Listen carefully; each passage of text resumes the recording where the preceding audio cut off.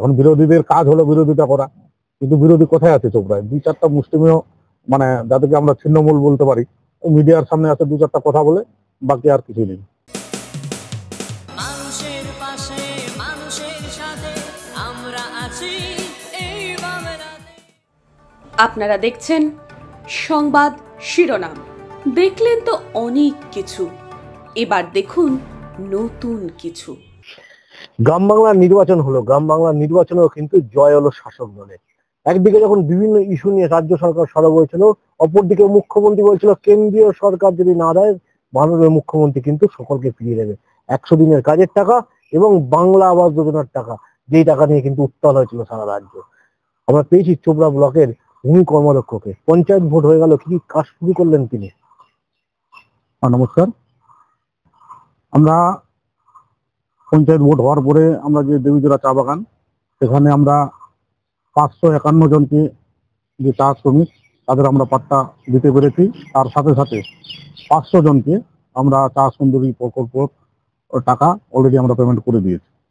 একাধিক নির্বাচনের পর যখন দেখা গেল অনেকটা সময় গেছে, মুখ্যমন্ত্রী যখন বারবার বার্তা দিচ্ছেন জনসংযোগ চালিয়ে যেতে এবং মানুষের পরিষেবা দিয়ে যেতে, পঞ্চায়েত সমিতিতে ভূমি কর্মাধ্যক্ষ হিসেবে কি কি পরিষেবা দিলেন মানুষকে?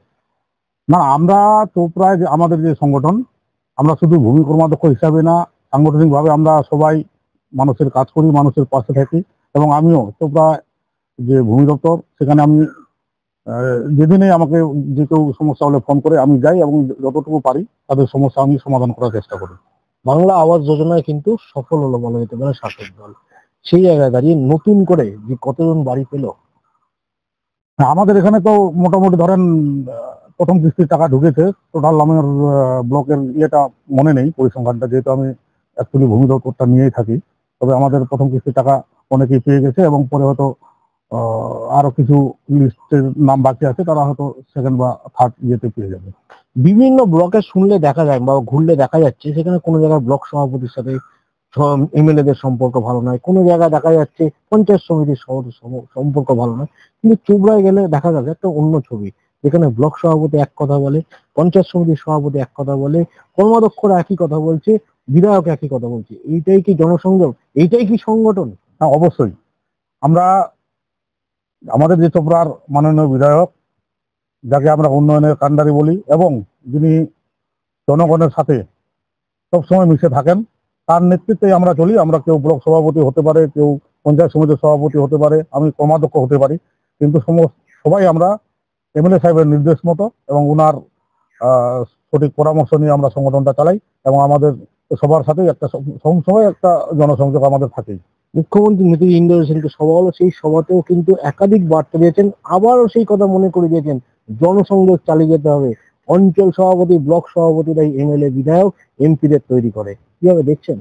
না না, যেটা বলেছেন সঠিক বলেছেন। তবে চোপড়ার ক্ষেত্রে আমি বলবো, আমরা সবসময় সংগঠনে কাজ করি, সবসময় আমরা জনসংযোগ করি। এইবার তার আগেও অবধি আমরা জনগণের সাথে মিশে থাকি। তার পরিসংখ্যানটা আপনারা পেয়েছিলেন লোকসভায়, আমরা 1 লক্ষ ভোটের আমাদের যে টার্গেটটা ছিল, আমরা 94,000 ভোট আমরা লিড করতে পেরেছি। সেটা জনসংযোগ ছিল বলেই। এবং 26 যে বিধানসভা আসছে, আমাদের এমএলএ সাহেব আমাদের টার্গেট দিয়েছে 1.5 লক্ষ ভোটে লিড করার, এবং আমরা সেই প্রচেষ্টাটা চালাচ্ছি। হয়তো আমরা 26-এ সেই টার্গেটটা আমরা পূরণ করবো। 1.5 লক্ষ ভোট দিয়ে আমরা আমাদের এমএলএ সাহেবকে নির্বাচিত করবো। ভুয়ো ভোটার তালিকার জন্য তৎপরতা দিয়েছেন, তৎপরতার সঙ্গে কাজ করতে বলছেন মুখ্যমন্ত্রী, বিধায়ক একাধিক নির্দেশ দিচ্ছেন। কবে থেকে কাজ শুরু হচ্ছে? আমাদের যেমন কালকে আমাদের অঞ্চলের ভোটার লিস্ট নিয়ে আমরা বৈঠক করবো, এরকম প্রত্যেকটা জিপিতে প্রত্যেকটা বুথের যে মেম্বার এবং প্রেসিডেন্ট আছে তাদেরকে ডেকে আমরা ভোটার লিস্টটা পুরা ছানবিন করবো যে এখানে কোনো ভুয়া ভোটার আছে নাকি। আমরা সেটা অলরেডি কাল থেকে আমরা শুরু করে দেবো। বিধায়কের একাধিক বার্তা যখন বিভিন্ন সভা থেকে বার্তা দিচ্ছেন, তখন বিরোধীরা বারবার সেটাকে কটাক্ষ করছেন, বিভিন্ন ভাবে বলছেন তিনি দ্বিতীয় অনুব্রত মণ্ডল বিভিন্নভাবে হুঙ্কার দেয়। কিন্তু সাধারণ মানুষের বার্তা আসছে তিনি বিধায়ক না, মানুষের জনপ্রতিনিধি নয়, তিনি ঘরের ছেলে হিসেবে পরিষেবা দিয়ে যাচ্ছে। কি বলবেন? সেটাই সঠিক, যেটা সাধারণ মানুষ বলছে।